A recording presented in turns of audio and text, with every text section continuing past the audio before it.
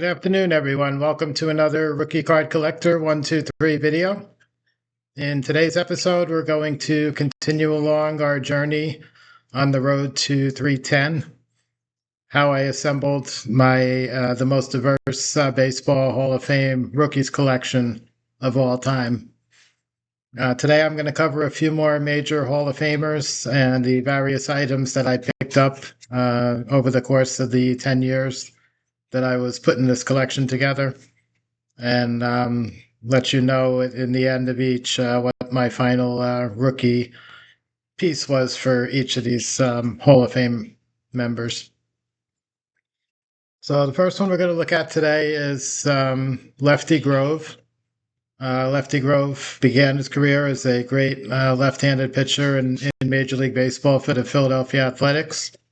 His career was kind of split between Philadelphia and then the second half of his career with the Boston Red Sox. He pitched almost the equal amount of time for each of those two teams. However, he got a very late start in the majors. I believe he was 26 or 27 during his first rookie season. Prior to that, he played professional baseball for a minor league team in Baltimore. Predecessor to the Orioles. This is all the way back in 1920 was his first professional baseball season. And they were an international league team, so not part of Major League Baseball.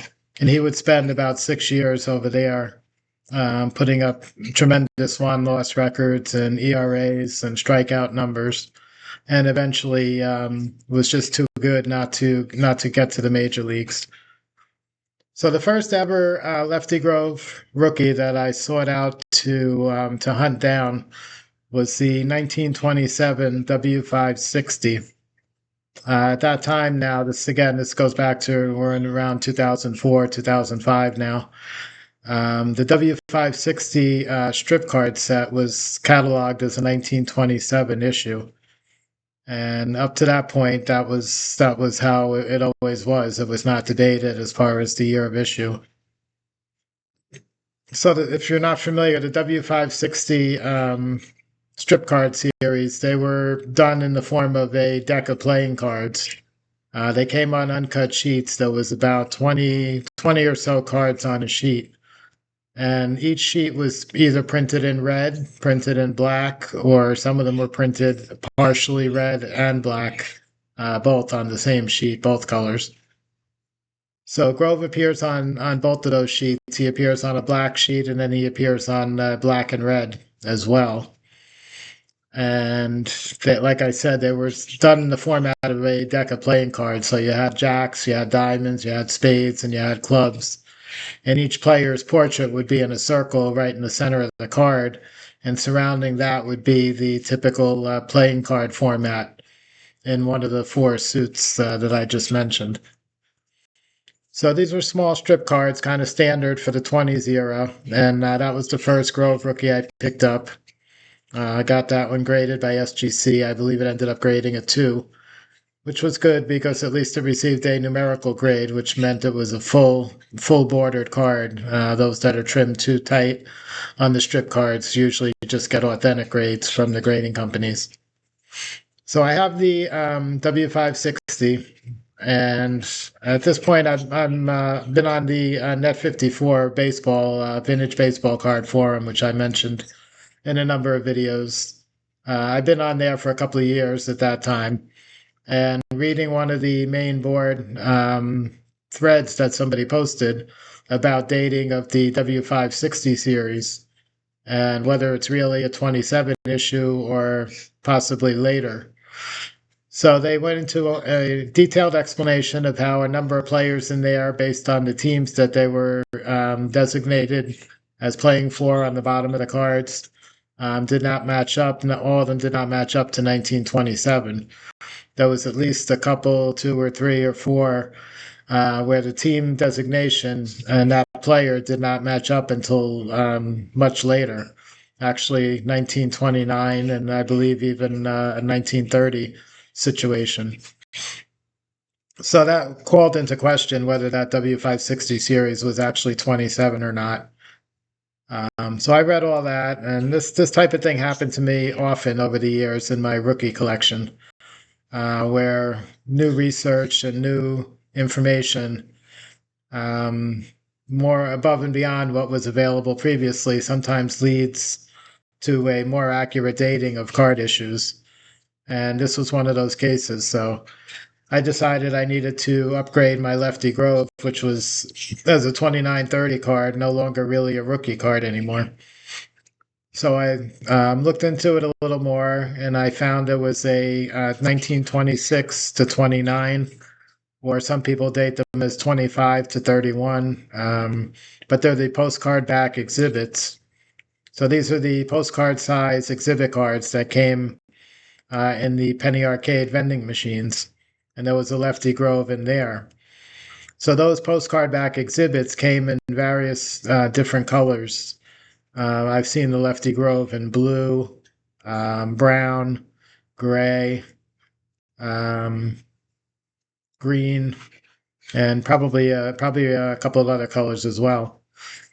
So anyway, back then that card was not a real expensive card. It was a few $100s, so I looked for a nice one and ultimately picked up one of those. So that was the 26 to 29. So that replaced my what was now believed to be 29 to 30 W560. So that was a big upgrade for me.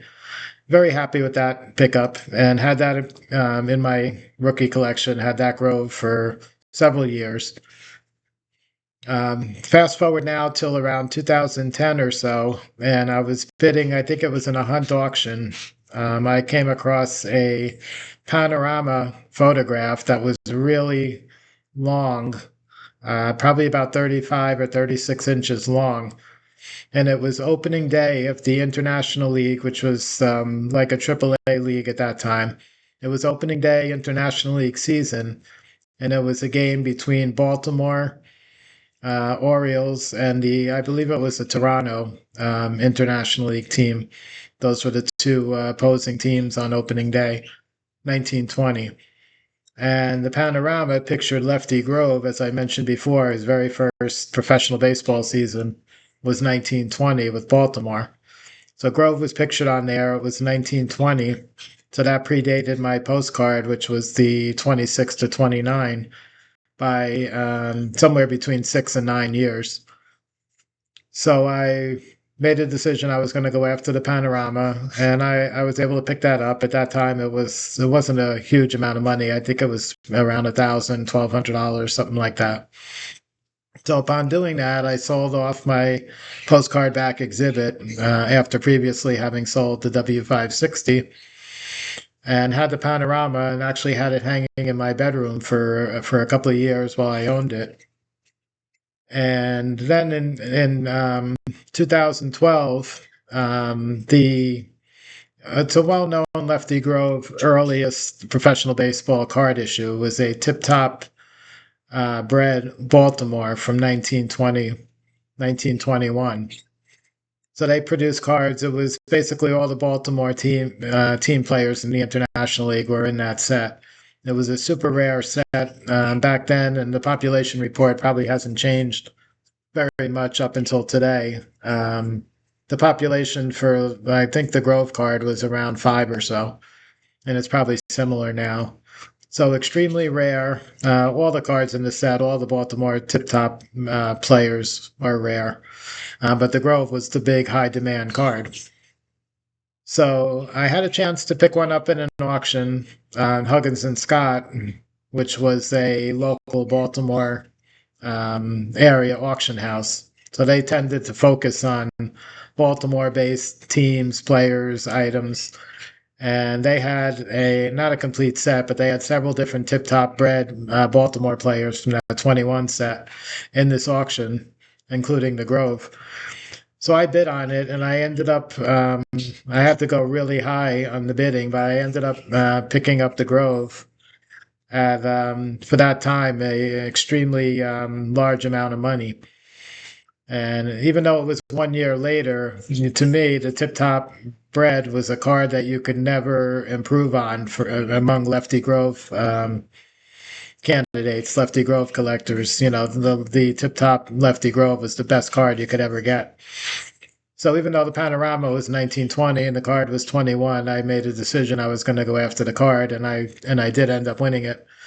So of course now I sell the panorama, recoup a little bit of money, and fortunately a lot of the other cards that I had downgraded as far as cost over the years, had given me a surplus of cash and savings, and I was able to dig into that and come up with the funds to buy that Tip Top Lefty Grove. And ultimately, that would be my final representation for Lefty Grove in the rookie collection. But there is an even better ending to the story with this one. Once I decided to auction the cards, the entire collection of rookies, and just keep the Negro League material, as I started to shift focus from Hall of Fame rookies to Negro League, I put the Tip Top up for sale. And I was kind of afraid because it was only about a year and a half earlier that I had bought that one in the Huggins and Scott auction. And I was afraid I might lose money. A lot of times, those high dollar cards, if they come up twice for auction fairly close together, the majority of the time, the second time ends up being a lower sale amount than the first time. And I had an awful lot of money invested in this Lefty Grove card. So I really didn't want to see a loss, but I rolled the dice. I took a chance, and I guess I just chose the right auction with the right bidders at the right day, and I ended up actually almost doubling my money on what I paid for it only a year and a half earlier. So that was one story that came to a really good ending.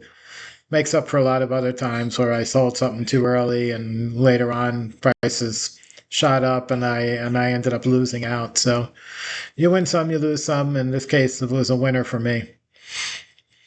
The second one we're going to talk about today is Rickey Henderson. So a much more modern player. I think this is probably the first more modern player I'm talking about since I started delving into more details on my road to 310. So Henderson, of course, the rookie I picked up right off the bat was the 1980 Topps mainstream rookie card. And his card values were not huge compared to a lot of the pre-war guys and stuff. So I believe I had Henderson in a 6 maybe, which was one of the highest graded cards I had in the entire collection. Because everything I was doing, again, was on a budget for the most part. So I pick up the Topps Henderson. I had that for a few years. And once I got towards like 2007, 2008, I was starting to try to eliminate all the Topps and Bowman mainstream cards from my collection and try to find something a little tougher, a little more adventurous. And sometimes that included minor league cards, sometimes it included team issues, sometimes it included Type 1 photos. I was kind of open to anything. At this point, it was becoming a rookie collectibles collection as opposed to a quote-unquote rookie card collection. So anyway, 2007, 2008, I'm looking for another Henderson option. And I see there's a couple of minor league cards out there. And he had a 1979 Ogden, which was a single-A Oakland Athletics team minor league card.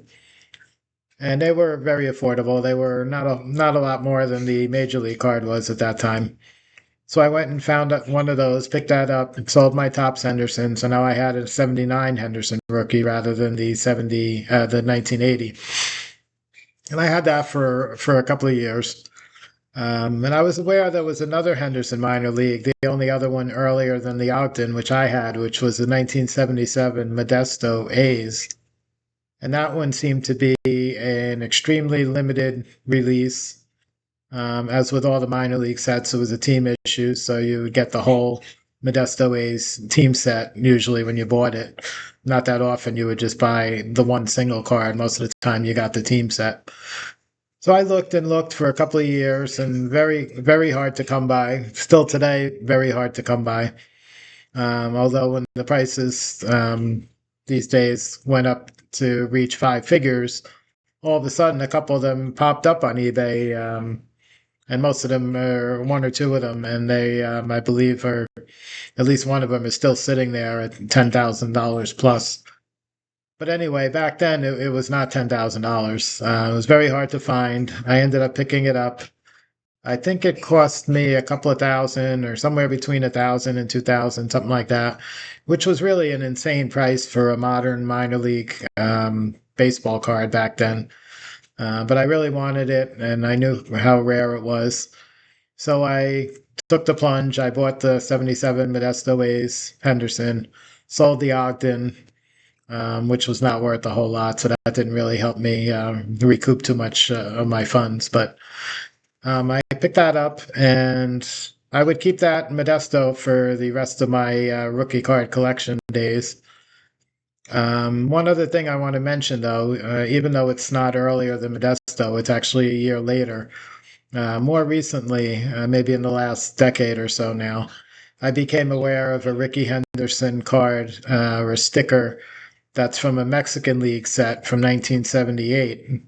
So it predates the Ogden and the Topps rookie. It's 1 year after the Modesto rookie, and probably more rare than the Modesto rookie, which has a population, I believe, around a dozen or so, maybe between 10 and 20 somewhere.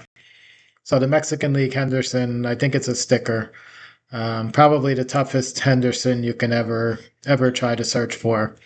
But the Modesto is the earliest. And the last one I'm probably going to cover today is Rogers Hornsby. Very important player to me in terms of my PC personal collection.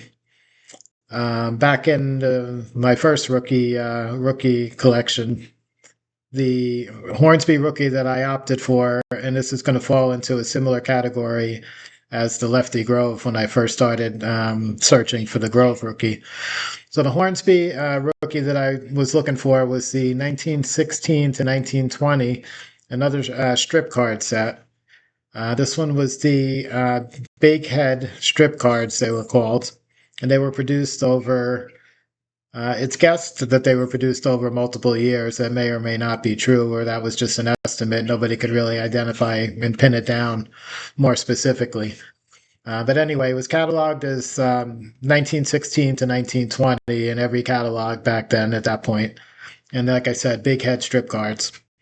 So they were called that because the image of the player, which was really like a caricature drawing, it was not a real representation of the player much at all. The head was very large and the body was like a cartoon drawing, but much smaller in terms of size as compared to the head. The head was almost the same size as the whole body. And they appeared on these strip cards. So the Hornsby 16 there, 16 to 20, was the only 16 issue for Hornsby. He had in 1917, the following year, he would appear in 4 or 5 different sets. 4 of them was the exact same image on the front of the card, which was the Collins McCarthy, the Boston Store, the Wheel Baking, and the Standard Biscuit. And then the other one was a Felix Mendelssohn. They were almost like postcard size, but they were oversized. They were black and white, and they were larger. And there was a Hornsby in that one. Initially, that one at first was cataloged as also 1916 to 20. Shortly after I started collecting the rookies, I think it had gotten bumped to 1917 to 20. So the Hornsby in there kind of fell into the same as the other 4 that I just mentioned. So the only one that looked like it was a 16 was the Big Head strip card. So I picked up the Big Head strip card, and it was not an easy card to find. It's a tough little set. I think there's about 20 cards in the set. And some collectors actually like them. They sort of have their own unique charm, so to speak. But I pick up the Hornsby strip card, and at that time, again, it was not a huge amount of money. I probably paid about $700 or $800 for a pretty nice copy. And I had that for a while, and was looking for the 17 because that was a more legitimate card. I liked the Collins McCarthy, the Boston Store, but those were, for that time, very expensive. They were kind of running more in the 6,000, 7,000, 8,000 for a decent copy. So I kept my eyes out for that, but I had the big head strip card, which I was happy with. And one day I'm looking on eBay, doing a Hornsby search, hoping to come across one of these 1917s. And I come across, not that, but I come across a 1915 minor league team postcard. I don't think it was a real photo postcard. I think it was a commercially printed postcard. And it had labeled on the bottom of it Denison Railroaders, which was a professional baseball, low A ball minor league club out of Texas. And supposedly the title of the listing said Denison Railroaders 1915 with Rogers Hornsby. So that would have been 2 years, 1 year before he came up to the Cardinals in 1916, but he only came up like for the last week or two of the season. So for the most part, he didn't really make his major league rookie debut until 1917. So this was 2 years earlier, 1915, Denison Railroaders. And this was something I had never heard of, never saw before. But it looked from the images, it looked like a real legitimate postcard from 1915. And it was labeled on the bottom with the team name and all. And it had, I don't remember if it had the player names on it or not. But the image of the player supposedly being Hornsby, based on what the seller included in the description, appeared reasonable. So I still wasn't real comfortable. The seller, this was the only baseball related item that this eBay seller had. And now, again, this is like around 2010. So this is eBay at an earlier time. There was no authenticity guarantee or anything like that. So I wasn't 100% comfortable, bidding on this or buying this. And I decided I was going to, at that time, you could look up the seller's phone number on eBay. So I looked up the phone number and decided I was going to make a phone call to the seller and just, ask a couple of questions about the postcard and where he got it from, and how do we know it's Rogers Hornsby. So I did that. I call, and this gentleman answers the phone. Probably at the time, he was probably a lot older than me. I was 40 or so. And he answers the phone, and I told him, I'm looking at your team postcard on eBay, the Denison Railroaders, and I'm interested. Can you give me a little background on it? So he proceeds to tell me that Rogers Hornsby was his great great grandfather, and he's the great great grandson. And Hornsby left in the family some items that they held on to for a long time. This was one of those that they had in an album, and decided that it's just sitting in an album in a closet, and maybe a true baseball card collector would enjoy it more, so that they decided to put it up for sale on eBay. So assuming that the guy just wasn't totally lying to me, and the whole story, everything kind of made sense and came together. It wasn't like the story was jumping all over the place or anything, so it seemed legitimate. So I ended up buying the Hornsby postcard. I think I got it for around $800 or so again, and submitted it to SGC with the best proof I could find that he was on the roster for the Denison Railroaders in 1915, and all the other information. And sure enough, they graded it. They labeled it 1915 Denison Railroaders with Rogers Hornsby on the flip. And I had myself a pre-rookie minor league team postcard of Hornsby, which enabled me to then let go and sell my big head strip card. And that Denison Railroaders, as you could imagine, that was my final Hornsby representation in the collection. So that's going to wrap up today's episode. We covered 3 all-time greats. That seems to be about the average I'm doing per episode. So we're going to continue. We've got several more, and probably another 3 or 4, 5 more episodes to come, with some more stories about how I assembled this diverse collection of baseball rookie collectibles. I hope you enjoyed today's stories. Have a great day, and I'll catch you guys on the next one.